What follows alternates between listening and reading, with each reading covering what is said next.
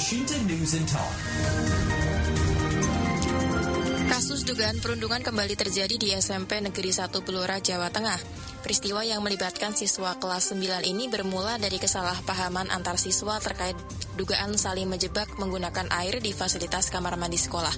Sekitar 4 siswa dilaporkan sebagai terduga pelaku, meski korban kemudian memilih berdamai dan mencabut laporan kepolisian.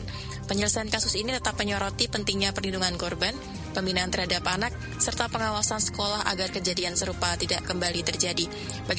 Bagaimana seharusnya kasus perundungan yang melibatkan anak ditangani? Apakah perdamaian sudah cukup? Dan bagaimana memastikan hak serta kondisi psikologis korban tetap menjadi perhatian? Kami akan berbincang bersama PLT Kepala Dinas Pemberdayaan Perempuan, Perlindungan Anak, Pengendalian Penduduk dan Keluarga Berencana atau DP3 AKB, Provinsi Jawa Tengah, Faisa Mukti Septiani SOS MSI.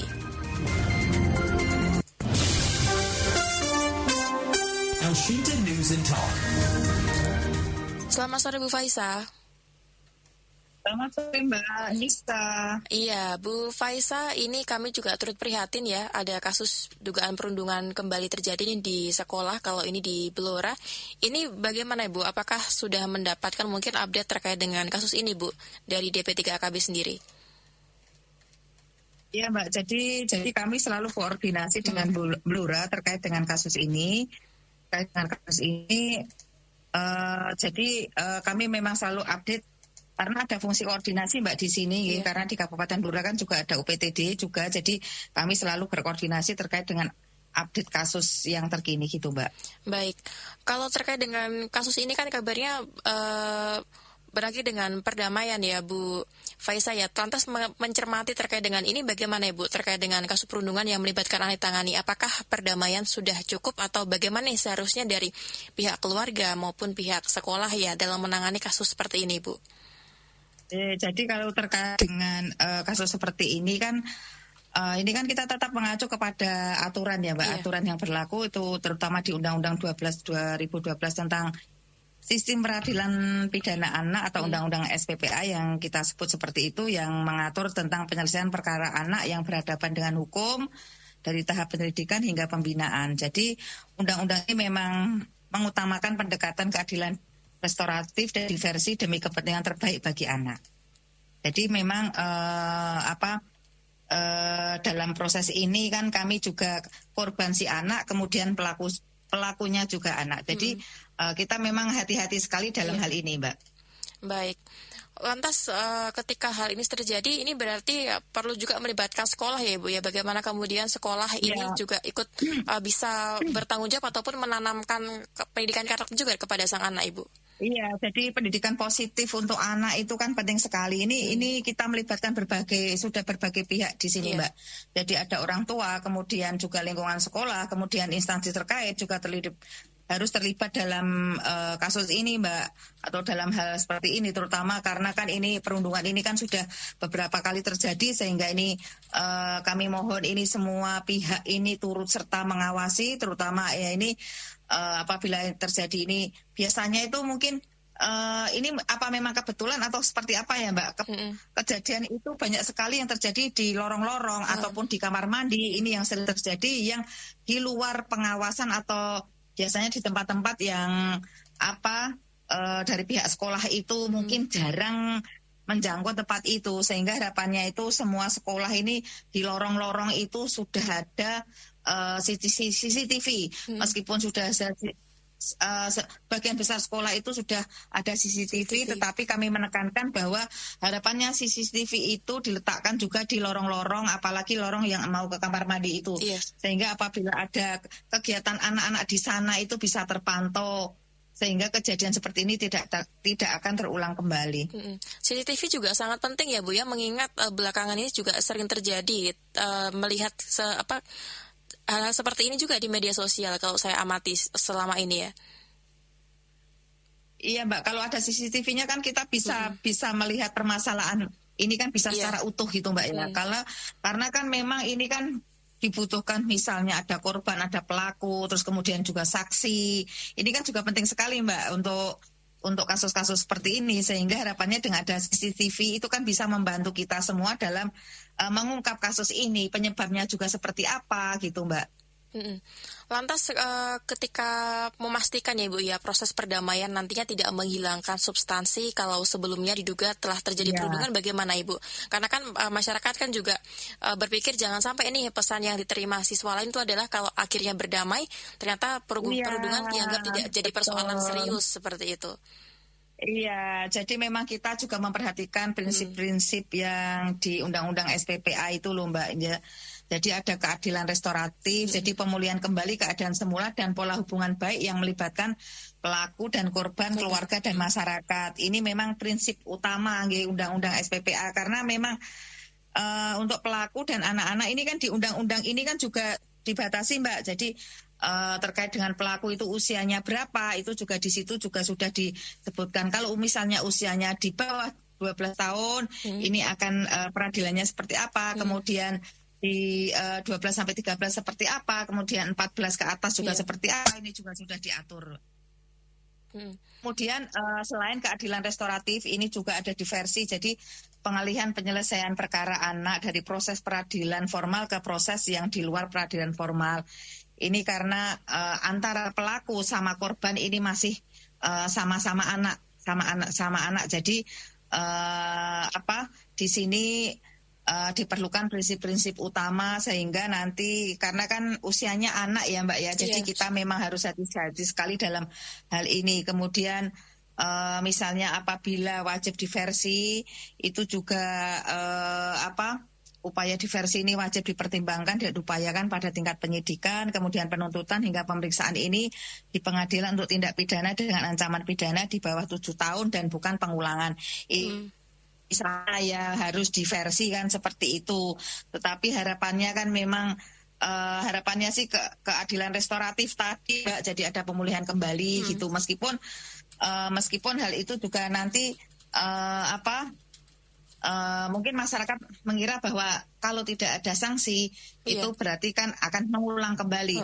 Sehingga dalam hal ini di undang-undang juga sanksinya yang diberikan itu jadi sanksi yang sangat berkaitan gitu ya Mbak.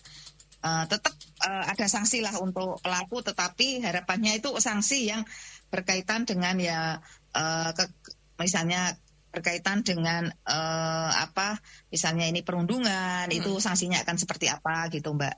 Baik, artinya berharap pada keadilan restoratif ya Ibu ya, pemulihan kembali termasuk nanti juga harapannya sih seperti itu ya Mbak, harapannya seperti itu, harapannya seperti itu. Tapi kalau mungkin yang bisa dilakukan sekolah biasanya apa Ibu terkait dengan mungkin ya psikologis dari siswa itu sendiri, biasanya apa yang dilakukan dari sekolahnya Ibu? Karena kan juga terjadi di sekolah ya Ibu ya.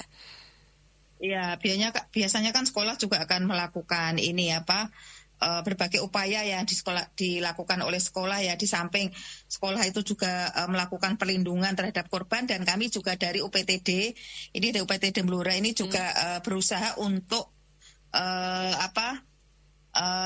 melakukan asesmen terhadap korban, tetapi untuk saat ini memang korban belum bisa kami temui, belum bisa ditemui oleh UPTD dari Kabupaten Blora. Nah ini nanti kami akan melakukan asesmen kepada korban. Kemudian memang pelindungan dan hak anak ini yang ini ya Mbak ya, mungkin kan orang masyarakat itu kan juga ini ya Mbak ya, juga mungkin kan ada yang belum paham secara utuh terkait dengan pelindungan dan hak anak. Jadi karena kan penanganan perkara itu untuk anak-anak itu kan memang kita harus rumit sekali, teliti sekali, dan hati-hati sekali.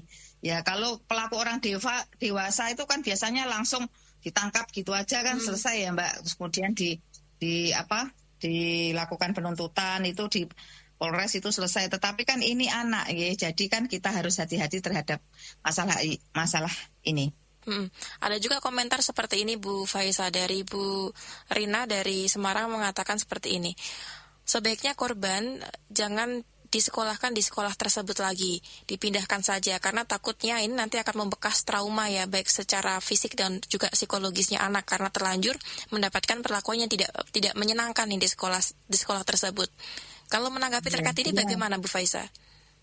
Kalau hal seperti itu kan kita serahkan kepada keluarga ya Mbak ya. Kan biasanya kalau proses mediasi, kemudian proses pendampingan itu kan itu kan tidak sehari 2 hari langsung bisa diambil suatu keputusan, tetapi ini kan butuh proses ya Mbak ya, sehingga misalnya ada hal-hal seperti itu dan keluarga atau anak memang menghendaki pindah ke sekolah lain, itu juga harus dilaksanakan karena kan memang ini terkait dengan hak-hak anak ini untuk memperoleh pendidikan, proses pembelajaran itu tidak harus berhenti. Bu Faiza, kalau kita melihat terkait dengan kasus ini ya, saya juga penasaran ya, gimana sih kemudian cara kita sebagai orang dewasa, termasuk juga para pendidik ya, agar ini bisa lebih cepat mengetahui nih ketika ada indikasi-indikasi mungkin seperti perundungan-perundungan. Kadang kan perundungan kan kita tidak tahu juga ya Bu ya, ketika mungkin tidak ada CCTV-nya, tidak ada laporannya. Biasanya kita gimana sih Bu caranya bisa melihat nih atau bisa mengindikasi ketika terjadi ada seperti itu? Iya, jadi harapannya ini kan dari pihak sekolah itu kan selalu care dengan siswanya ya Mbak ya, apalagi kalau ada perubahan sikap itu mereka dari pihak sekolah itu paham, oh ini kok ada seperti ini. Kemudian kalau ada luka-luka ini juga pihak sekolah juga harus segera paham karena kan dalam kasus ini kan mungkin sudah beredar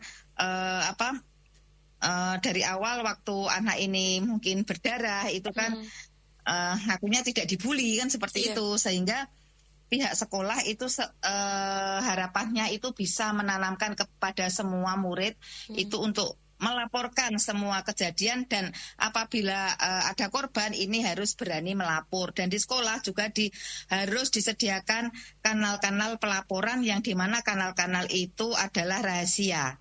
Jadi kanal-kanal itu rahasia sehingga korban apabila melakukan apabila korban itu melaporkan ini tidak mereka itu tidak takut karena identitas mereka dijaga dan mereka dijaga kerahasiaannya.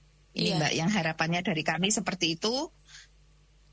Baik, lantas juga termasuk orang tua ya Bu ya, orang tua juga perlu dibekali kemampuan mengenali perubahan perilaku anak nih yang mungkin menjadi korban ataupun pelaku perundungan bisa jadi. Iya Mbak, betul sekali. Kan biasanya misalnya saja tiba-tiba anak itu pulang ke rumah dengan pakaian, misalnya pakaian kotor, pakaian basah padahal tidak hujan, atau misalnya rambutnya Mbak, mobrak-mabrik atau ada lebam-lebam, itu kan harus ditanya dan anak harus diajak supaya bisa jujur.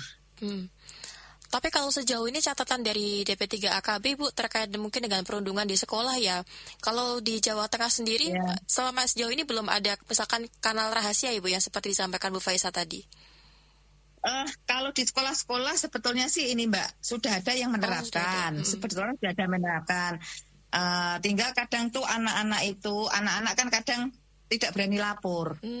Lah ini yang tugas kita bersama, tugas di sekolah juga, bahwa kanal-kanal aduan ini diperuntukkan bagi korban misalnya ataupun saksi ataupun yang melihat gitu ya, supaya saksi pun tidak korban tetapi saksi pun bisa melihat bisa mengadukan gitu, apa yang dilihat, apa yang direkam. Kan kadang beberapa hal pembulian atau perundungan itu kan ada kadang ya Mbak ya, ada yang melakukan video itu.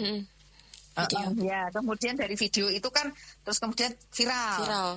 Nah, sebetulnya kan misalnya nggak usah di video, langsung dilaporkan aja kan tidak akan terjadi perundungan ya, karena hal-hal itu yang bisa ditanamkan kepada anak-anak. Sebetulnya ini untuk pencegahan karena pencegahan itu kan penting Mbak. Baik. Baik. Terakhir mungkin Bu Faiza sebagai awareness juga bagi masyarakat ya, dan juga termasuk bagi para pendidik juga. Ini Bu, apa pesan yang ingin disampaikan Bu bercermin ya dari peristiwa perundungan yang terjadi di Blora ini Bu Faiza? Jadi bercermin dari perundungan di Blora ini, harapannya kepada masyarakat ini khususnya yang memiliki anak-anak yang masih sekolah, itu harapannya bisa memberikan pendekatan kasih sayang kepada